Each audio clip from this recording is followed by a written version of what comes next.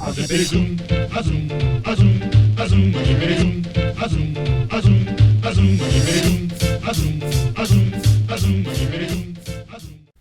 Howdy y'all, my name is Master Outlaw, and today I have a video on why the alt-right, Nazism, and Fascism are not right-wing. Now, if you want to argue that Nazism and Fascism aren't really socialist by nature, okay, fine, maybe they're not quite the typical socialist as you might think. However, they're certainly not right-wing, considering the fact they want more control of the economy rather than less. Now, perhaps you're wondering, well, then what makes something right wing or left wing? Well, as I just said earlier, the control of the economy, how much you want to control it. Obviously, the lines can be a bit blurred, but let's go off of the political compass because that is the easiest thing to understand. So, with this graph here, you can see there's an economic left and an economic right. And then there's also the authoritarian and libertarian line, which goes right through the economic line. So let me give a few examples of each side. Libertarians would be on the bottom economic right, and Marxists or communists would be on the economic left on the top. And the reason for that is because Marxists not only want more control of society in general, but they also want more control of the economy. They want government to take control. Now, obviously, they still have their ideal thing in which they want the state to just dissolve and there to be no capitalism, but that's impossible. And for a different video. Now, as for libertarians, depending on which kind you are, but let's just go with the general kind of libertarian.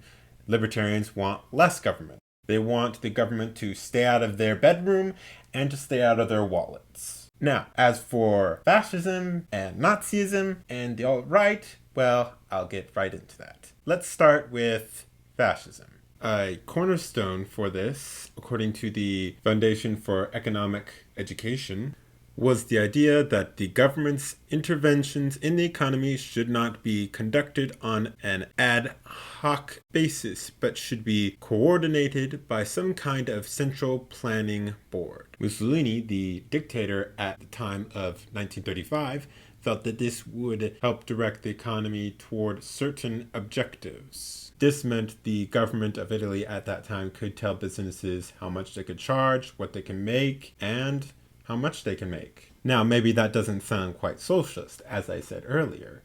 However, that's certainly not right-wing. On the right, people don't want the government to tell businesses what they can make, what prices they can charge, and how much they can make. According to certain articles I have read, they would call this more corporatism. And corporatism is in which the government gets in bed with businesses. This meaning that the government is not taking the means of production, but is more so intervening with how businesses can operate. Also, according to the FEE, a third defining characteristic of economic fascism is the private property and business ownership are permitted, but are in reality controlled by government through a business-government partnership. In Mussolini's Italy, businesses were grouped by the government into legally recognized syndicates, such as the National Fascist Confederation of Commerce,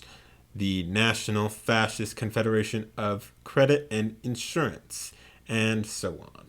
Now let's move on to the Nazi Party. Now, I'm not going to be like Ladder with Cratter calling them socialists just because of their name being National Socialists. But what I will say is that they are fascists. And as I've already said in this video, fascists are left-wing. According to this article, during the banking crisis in 1932, almost all of German large private banks were brought under the control of the Reichsbank. The article further goes on to say that this played an important role in controlling Germany's economy. This is because the German banks in Germany held a large portion of business investments, commercial loans, and played heavily in the influence of German industry. Although Nazi Germany wasn't really socialist, it definitely was fascist. And to further clarify, not only did the government of Germany at that time have control over railroads, telegraph, and telephone lines, they also had the control of German Steel, the moving picture company, and numerous construction enterprises and other private businesses. Now let's get into the final group, the alt-right. The alt-right is a little bit more tricky than the other two. That's not to say that they truly are right-wing. No, they're absolutely not. The reason why they're a little more tricky is they're not quite the typical socialists, but they're also not fascists. That isn't to say they aren't very nationalistic, but they're still not fascists, and I'll tell you why. The alt-right definitely holds some communist or socialist views. In the fact that, for example, Richard Spencer or other alt-right members support socialism or Marxism.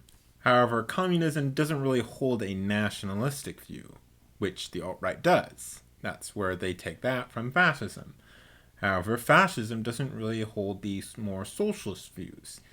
So, in ironic sense, the white nationalists are actually national socialists or national communists. They take the nationalism part of fascism and they take the socialist part of communism. And how they do this is, as I said, they support the idea of Marxism. Richard Spencer has praised Karl Marx. I'll have all the links down below so you can look at them. But maybe now you're wondering, well, aren't there some nationalists that are right-wing? Yes, there are. Those who are right-wing, but also nationalist, are often Republicans.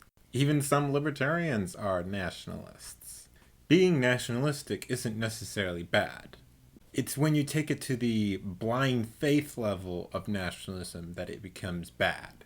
Nationalism itself does not necessarily mean more control of society. It just means a sense of loyalty and devotion to one's nation, and exalting one nation above all others and placing primary emphasis on promotion of its culture and interest as opposed to those of other nations.